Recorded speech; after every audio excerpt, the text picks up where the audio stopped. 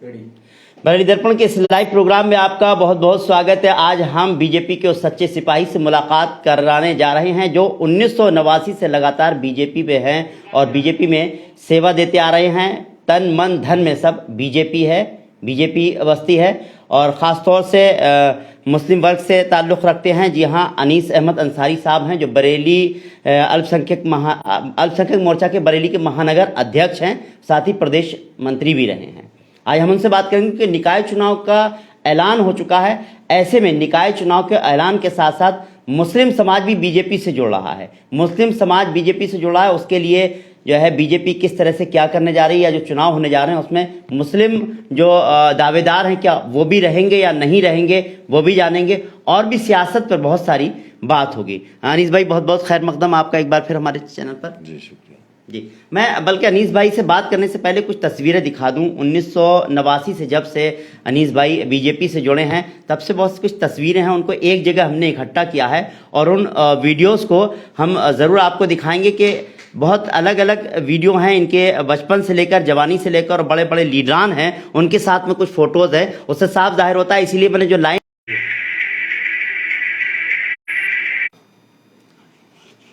तो अनीस अंसारी साहब की आपने तस्वीरें देखी, हालांकि नेटवर्क की कुछ प्रॉब्लम होने की वजह से जो है थोड़ी दिक्कत हो रही है। अनीस भाई फिर एक बार बहुत बहुत खैर मकदम है आपका। हमने जो तस्वीरें देखी आपकी, हमने देखा कि बहुत छोटे उम्र से आप जो है बीजेपी से जुड़ गए और आज भी जो है एक सिपाही की तरह बीजेपी के काम कर रहे हैं। सर, करियर की शुरुआत कहा जाए या कहा जाए बीजेपी में एक सियासत की शुरुआत कहाँ से हुई?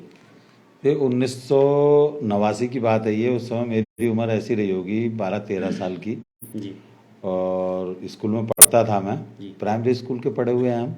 स्कूल में पढ़ता था उस समय भारतीय जनता पार्टी के जो लीडरान जो लोकसभा और विधानसभा के साथ एक साथ चुनाव हुए थे 1989 में जी। उन चुनाव में मैंने लेई बना के जगह जगह दीवारों पर पोस्टर लगाना, बैठकों की व्यवस्था करना, छोटे स्तर पे हुआ करता था वो सब कुछ।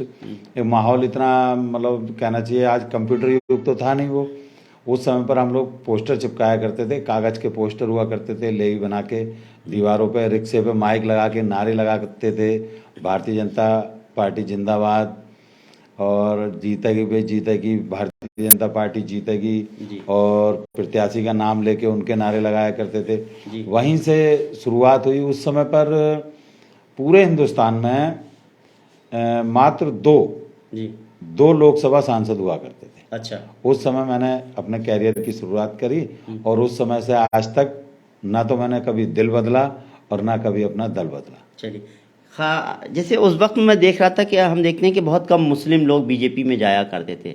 ऐसा क्या आपको लगा कि साहब बीजेपी में ही रहना चाहिए और इस वक्त में अगर देखा जाए तो किस तरह से बदलाव आए हैं? नहीं, बहुत कम नहीं, बिल्कुल नहीं हुआ करते थे। अच्छा। उस समय अनेकों जिलों में, मतलब अनेकों जिलों में क्या, उत्तर प्रदेश में गिने चुने 2-4 जिलों में मुस्लिम भारतीय जनता पार्टी में हुआ करते थे। लोग वाग उस समय हमारे मुंह पे हमें उल्टी सीधी सुनाया करते थे, हमें बहुत बुरा भला कहा करते थे भारतीय जनता पार्टी में होने की वजह से, क्योंकि राष्ट्रवादी विचारधारा हमारी शुरू से रही है। राष्ट्रवादी विचारधारा के मुस्लिम हैं मेरा परिवार और इत्तेफाक से उस समय पर जब 89 का चुनाव हुआ 1989 का, तो उसमें 85 तकरीबन 85 जब पूरे उत्तर प्रदेश में लोकसभा सीट आ गई उसके बाद तो हम खुश हो गए भाई, 2 से एकदम 85 पे आ गए हम, तो हमें खुशी हुई और मेहनत की। हमारे मेहनत से आज मतलब ये कहने में कतई संकोच नहीं होगा कि वो उस समय की की हुई मेहनत का ही नतीजा है जो आज हर गांव, हर गली, हर मोहल्ले में भारतीय जनता पार्टी के मुस्लिम मौजूद हैं। चलिए, मैं बरेली की क्या प्रदेश की भी मैं बात करना चाहूँगा कि आप प्रदेश मंत्री भी रहे हैं और महानगर अध्यक्ष पिछले 2 साल से लगातार हैं। अनीस भाई, देखा जाए तो आपके आने से एक फ़र्क तो पड़ा है, चाहे 2014 से लेकर के मैं अभी तक की मैं बात करूं, इसी वक्त में, क्योंकि सरकार भी सेंट्रल में भी सरकार है बीजेपी की है और अब जो है 2000 में जो अभी जो है 2 बार जो है, दूसरी बार जो है यहाँ पर उत्तर प्रदेश में भी बीजेपी की सरकार है, योगी जी जो है चीफ मिनिस्टर हैं। इस दौरान में कितने मुसलमानों का जो है एक तरह से बीजेपी में आना हुआ, किस तरह से लोगों का रुझान बदला, या आपने किस तरह से लोगों को समझाने की कोशिश की कि बीजेपी में आए? देखिए, ज़मीनी हकीकत तो ये है, उत्तर प्रदेश और केंद्र में जब से भारतीय जनता पार्टी की सरकार बनी है, तब से मुस्लिम का रुझान सिर्फ और सिर्फ हमारे काम को लेके भारतीय जनता पार्टी की तरफ हुआ है।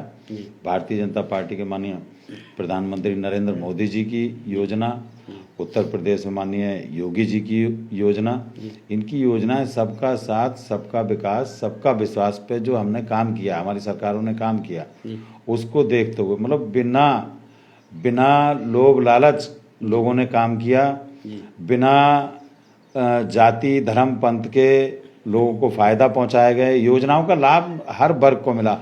और उत्तर प्रदेश में बरेली और बरेली के महानगर में सबसे ज़्यादा अगर प्रधानमंत्री आवास योजना के मकान कहीं मुस्लिमों के बने हैं तो बरेली महानगर में बने हैं। और हमने लोगों की समस्याओं को ध्यान में रखते हुए सरकार से मिलने वाली तमाम योजनाओं को मुस्लिमों तक पहुंचाया और मुस्लिमों को उसका फायदा दिलाया। इसलिए भारतीय जनता पार्टी से मुस्लिम समाज जुड़ रहा है। दूसरा, हम लोग घर घर जाके अपने माननीय योगी जी और माननीय प्रधानमंत्री जी के योजनाओं को घर घर जाके हम लोग बताने का काम करते हैं, भारतीय जनता पार्टी अल्पसंख्यक मोर्चा के लोग। इसलिए मुस्लिम ज़्यादातर प्रेरित हो रहे हैं, भारतीय जनता पार्टी की ओर आ रहे हैं, जोड़ना चाह रहे हैं। हम जोड़ भी रहे हैं उन्हें, उन लोगों को जो स्वच्छ और साफ छवि के लोग हैं, उन्हें भारतीय जनता पार्टी ना कभी उनसे दूर हुई, ना उन्हें दूर रखना चाहती है। जो साफ और स्वच्छ छवि के लोग हैं वो भारतीय जनता पार्टी में आए, उनका स्वागत है। निस्वार्थ जो कुछ स्वार्थी तत्व होते हैं जो सत्ताधारी पार्टियों से जुड़ना चाहते हैं, मुझे लगता है कि उन्हें उनसे हम लोग भी उतनी ही दूरी बना के रखते हैं जितना रखनी चाहिए। ऐसे लोगों को कोई जगह नहीं, और बाकी भारतीय जनता पार्टी में सभी का स्वागत है। चलिए, स्वागत है, लोग जोड़ रहे हैं, अच्छी बात है, लेकिन उनकी भागीदारी की बात करूं मैं तो भागीदारी बहुत कम नज़र आती है, चाहे वो पार्लियामेंट का इलेक्शन हो या फिर हम जो है लोग क्या कहते हैं इसका विधानसभा के इलेक्शन की बात करें, लोकसभा के इलेक्शन की बात करें। अब अगर मैं बात करता हूं तो क्योंकि अभी निकाय चुनाव की बात आ गई है, निकाय चुनाव होने जा रहे हैं 2024 में, जो है सेंट्रल में भी इलेक्शन है, लोकसभा का इलेक्शन है। अभी निकाय चुनाव में किसी तरह से ये सोचा जा रहा है कि हाँ भाई मुसलमानों को उनकी भागीदारी दी जाए जब मुसलमान बीजेपी से जुड़ रहे हैं।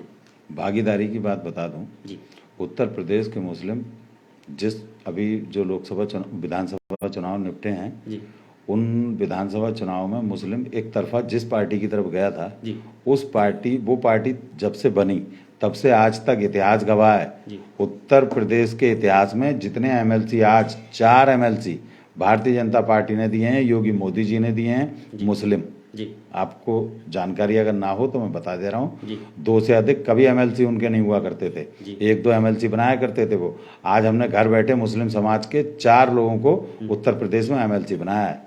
लोकसभा में 2 हमारे राज्यसभा में सांसद हैं मुस्लिम।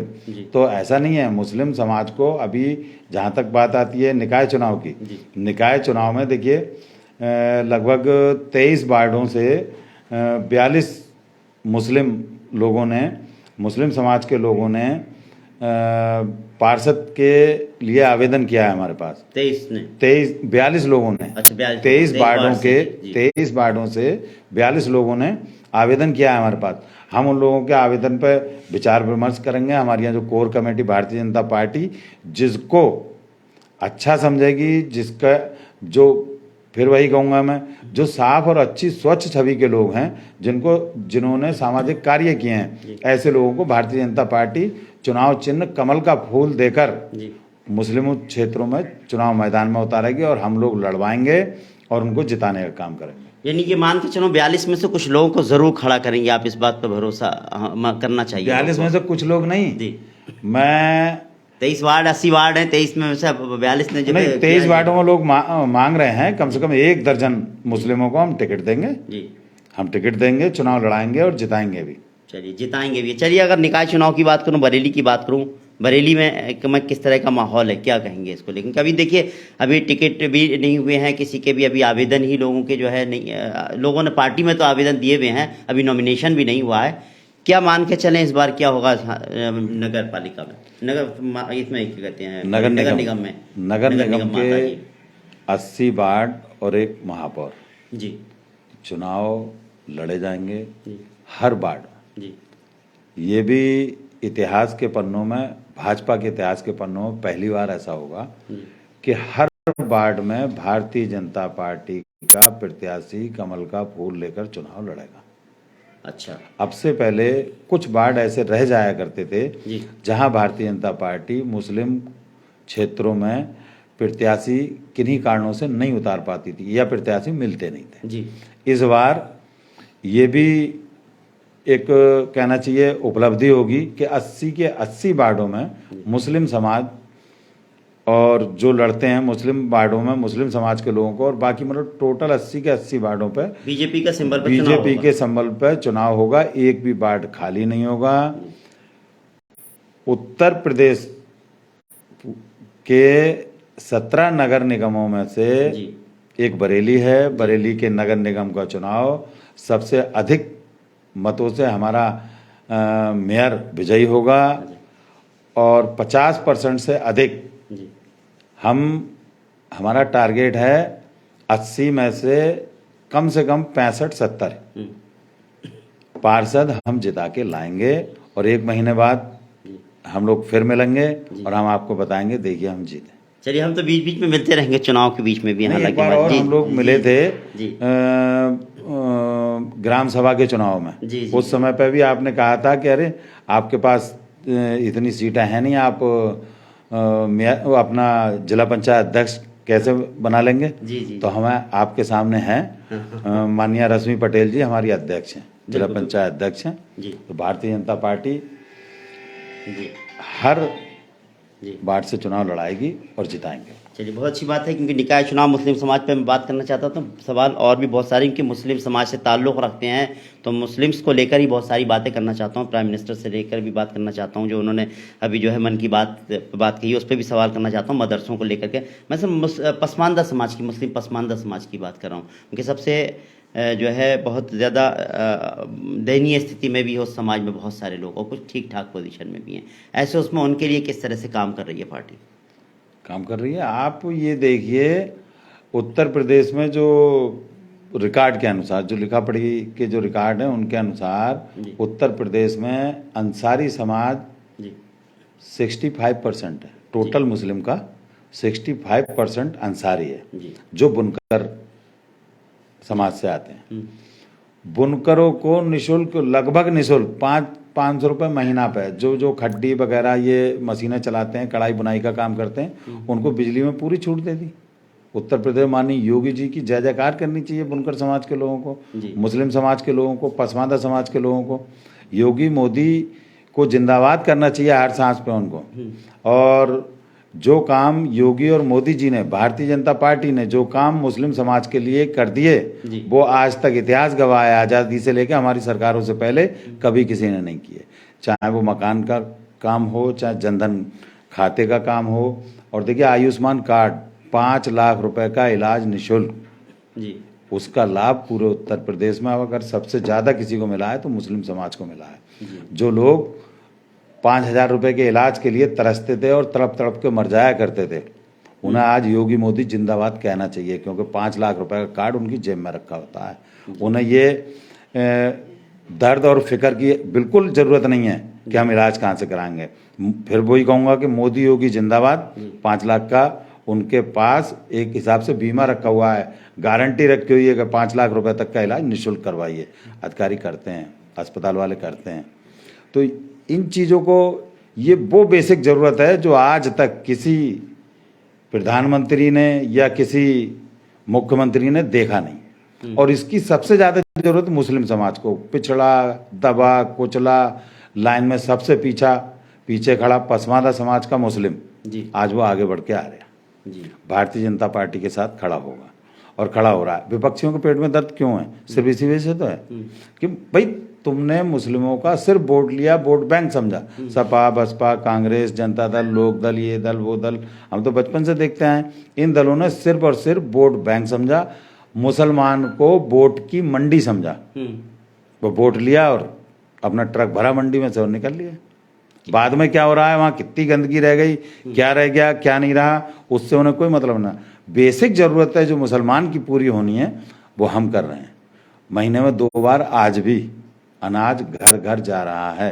हाँ या ना बताइए? बिल्कुल जा रहा है। मुस्लिम समाज में सब, फिर कहूँगा महानगर बरेली में जी सबसे ज़्यादा अगर ये अनाज किसी को मिल रहा है तो मुस्लिम समाज को मिल रहा है। अच्छा। हाँ, आप रिकॉर्ड देखवा लीजिए, डीएसओ ऑफिस ये जाइए, बात वहाँ से तो- रिकॉर्ड दिखवा लीजिए। जी जी जी। और बताऊँ, अभी अपने पास में ही यहाँ पर बाईपास रोड पे ही एजाज नगर गौटिया है, जी 82 मकान प्रधानमंत्री आवास योजना के मैंने दिलाए खुद, 82 जी वो लोग ऐसे लोगों को मकान दिलवाए हैं, ऐसे लोगों के छत आज पक्की हैं जिनके बाप दादा और कुछ लोगों के तो परदादा भी पिन्नी डाल के झुग्गी झोपड़ी बना के उसमें रहा करते थे। आज वो लोग खुश हैं, लेंटर में आंधी आवे या बारिश, फिर मोदी योगी जिंदाबाद। जी उन्हें कहना चाहिए और करना चाहिए। बहुत अच्छी बात। ये बहुत बड़ी चीज है। जी। मुस्लिमों के लिए जितना काम योगी और मोदी जी ने किया है, लोगों को योगी और मोदी जी की भलाइयाँ लेनी चाहिए मुस्लिम समाज को। जी अगर मुस्लिम समाज कहता है कि जी हमारा कोई रहनुमा नहीं है, बनाओ ना, योगी जी को बनाओ अपना रहनुमा, मोदी जी को बनाओ अपना रहनुमा, उनके पीछे चलो, देखो कितना विकास हो रहा है।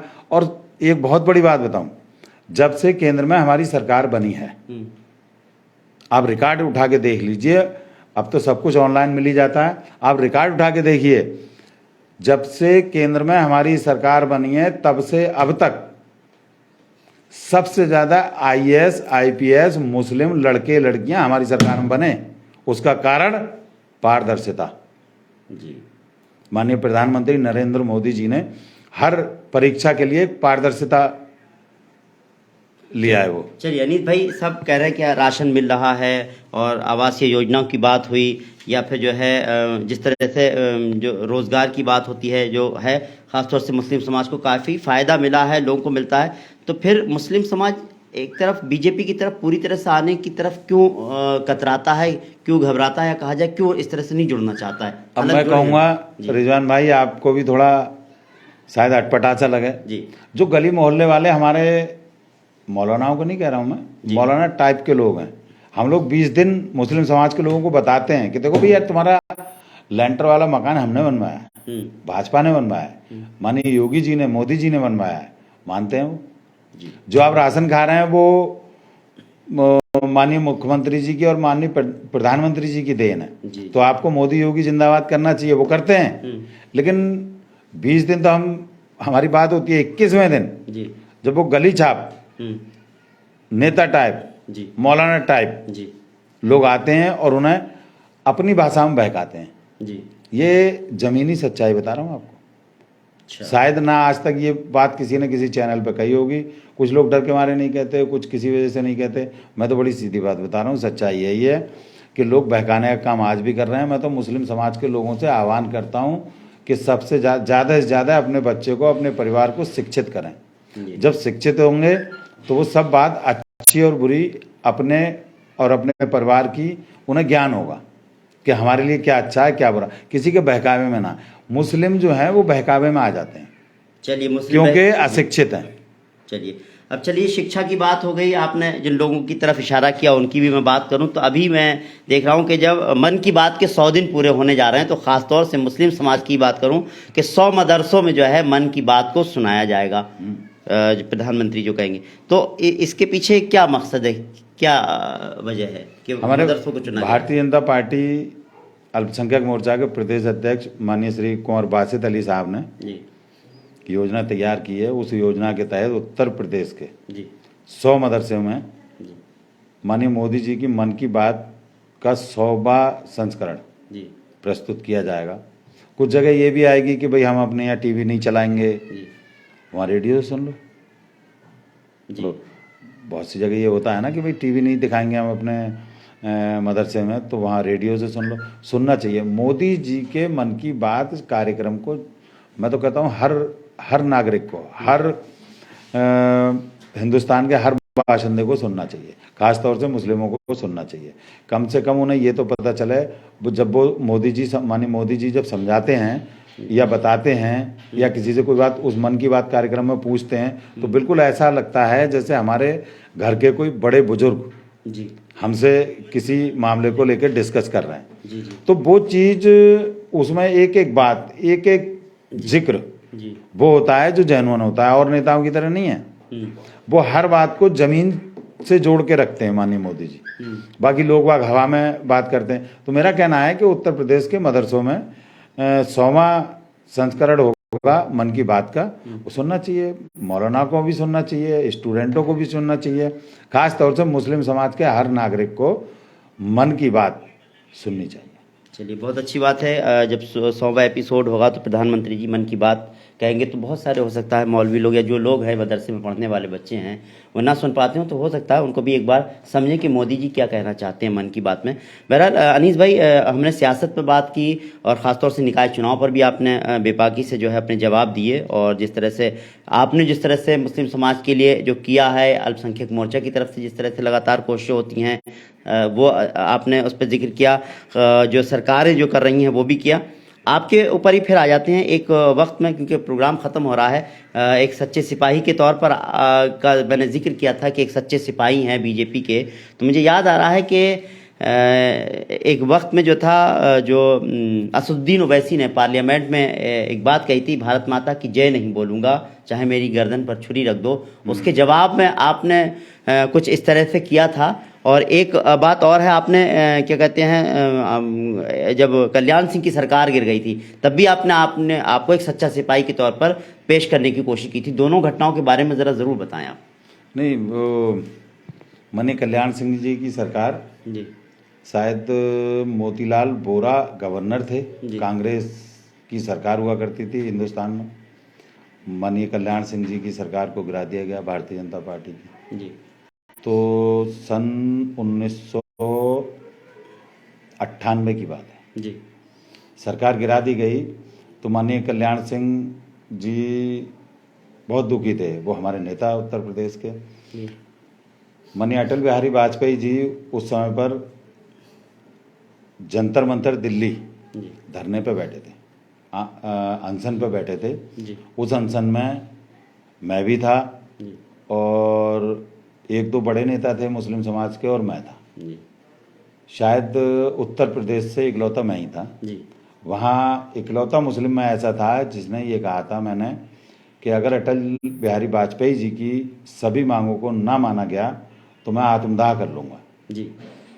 तो उस समय जो मीडिया में सुर्खियां बना था आपका ये तो बयान, पूरे हिंदुस्तान में मीडिया, अभी भी हमने देखा तस्वीरों में भी आपकी पूरे हिंदुस्तान में उस समय इत्तेफाक ये था कि हम लोगों के पास मोबाइल नहीं होते थे। मोबाइल हम लोगों के पास क्या होते ही नहीं थे मोबाइल जो हम फोटो खींच लेते। आज तो किसी भी छोटी मोटी घटना, दुर्घटना, खुशी गम में फोटो खींच लेते हम लोग।